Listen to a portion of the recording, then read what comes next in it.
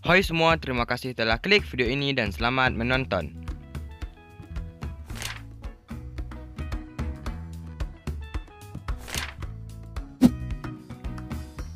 Pengguna smartphone tentunya sudah tidak asing lagi dengan huruf G dan simbol jaringan yang sering muncul di layar smartphone kalian. Simbol tersebut adalah perbandingan jaringan yang sekarang sedang digunakan oleh handphonemu. Sebenarnya ada bermacam-macam jenis jaringan, namun telepon seluler yang baik biasanya sudah menggunakan huruf G. Akan tetapi, kalian pernah tahu bagaimana perkembangan 1G, 2G, 3G, 4G sampai yang terbaru 5G? Pernah kalian ketahui bahwa dahulu pernah ada jaringan 0G? Nah, berikut anak IT punya fakta menarik mengenai sejarah 0G sampai 5G.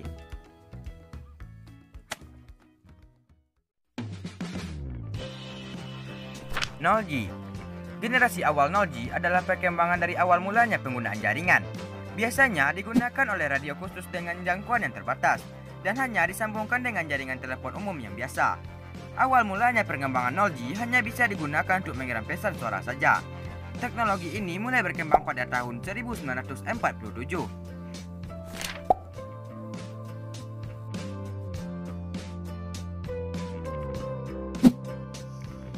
Pada tahun 1940, Galvin Manufacturing Corporation, sekarang berganti nama menjadi Motorola, mengembangkan portable handy talkie SCR-536, yang berarti sebuah alat komunikasi di medan perang saat Perang Dunia II.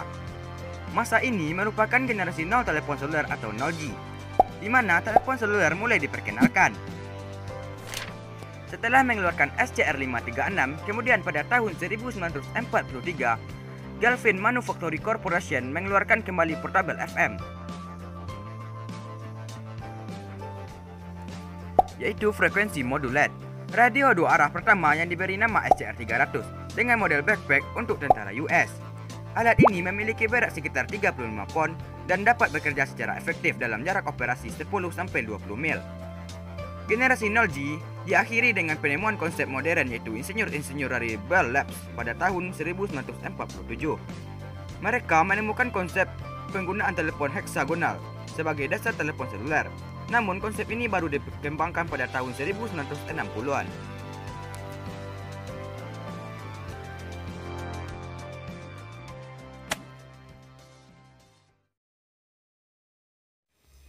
Generasi 1G. Setelah generasi 0G dimodifikasi kembali, pada tahun 1970 mulailah diperkenalkan generasi baru, yaitu 1G. Jaringan 1G mulai dikelola dengan serius untuk ponsel. Generasi 1G tidak hanya mengirim suara, tetapi juga bisa mengirim pesan singkat berbasis teks kepada pengguna ponsel 1G lainnya. Inilah generasi jaringan pertama yang digunakan untuk telepon seluler.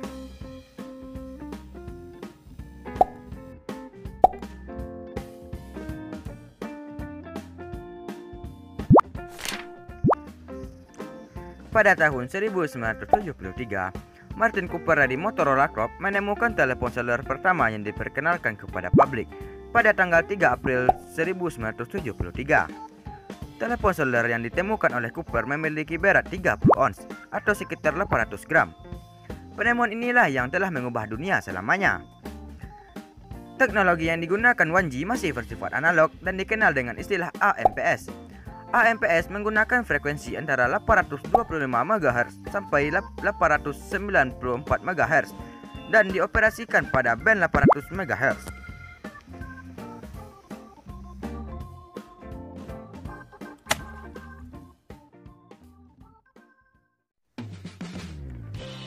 dan 3,5G. Pada awal tahun 2001, keluarlah perkembangan kualitas sinyal yang lebih baik dari 2G, yaitu 3G. Kualitas 3G terletak pada kecepatan transfer datanya sampai 144 kbps sampai 2 mbps. Kelebihan yang diberikan dari 3G adalah memiliki suara yang lebih bagus daripada 2G, keamanan yang terjamin, bahkan 3G adalah jaringan pertama yang digunakan untuk mengakses internet.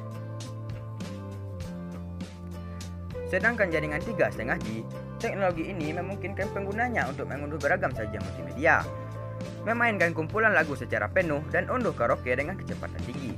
Seluruhnya dapat dilakukan sambil dapat melakukan telepon video dengan tanpa menggunakan proses transfer data.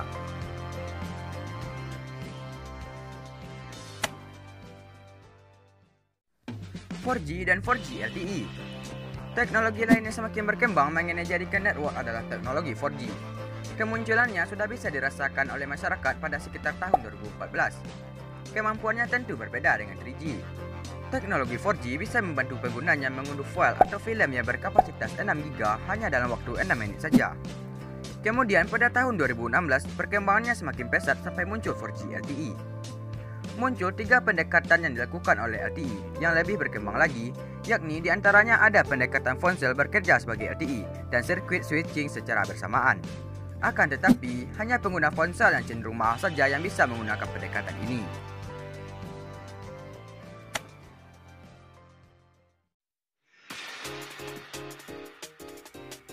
Generasi 5G. Teknologi generasi yang saat ini akan berkembang adalah 5G. Rencananya, pengenalan generasi ini akan dimulai tahun 2020. Meskipun belum berkembang sepenuhnya di seluruh dunia, namun teknologi 5G sudah dimulai diterapkan di Korea Selatan pada tahun 2017. Perkembangan 5G diprediksi bisa mentransfer data dari satu gadget ke gadget lain dengan kecepatan 1 mili per detik. Kebayang bagaimana kecepatan jaringan 5G ini? Michael Lemke bukan orang baru di bidangnya. Ahli fisika bergelar PhD tersebut telah lama di sektor telekomunikasi selama lebih dari 24 tahun. Selama seperempat abad lamanya, dia telah melihat standar telekomunikasi datang dan pergi. Sekarang, dia memperkirakan revolusi besar untuk jaringan mobile phone generasi kelima.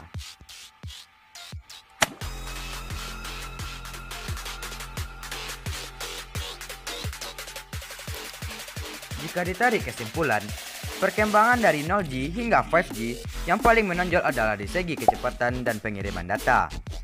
Semakin kesini, semakin cepat proses kita dalam bertukar informasi di seluruh dunia.